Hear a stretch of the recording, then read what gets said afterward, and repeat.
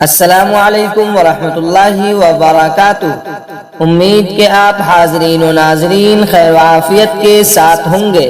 آج میں آپ سامعین و ناظرین کی خدمت میں روزی میں فراخی کے واسطے ایک وظیفہ لے کر حاضر ہوا ہوں۔ جس شخص کی روزی تنگ ہو اور گھر میں کھانے اور خرچ کی پریشانی رہتی ہو اور اس کے لیے ضروری ہے کہ وہ روزانہ ان کلمات کو 100 بار پڑھ لیا کرے، انشاءاللہ تعالی روزی میں فراخی پیدا ہوگی اور رزق زیادہ تعداد میں ملے گا۔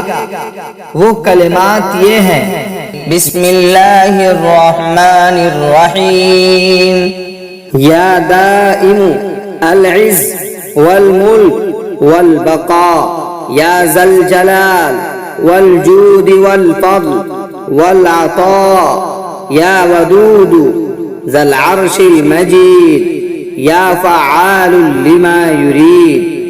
مزید اچھی اسلامک ویڈیوز دیکھنے کے لیے ہمارے چینل کو سبسکرائب کریں اور لوگوں تک شیئر کریں تاکہ آنے والی ویڈیوز آپ تک پہنچ سکے۔ جزاک اللہ خیرا۔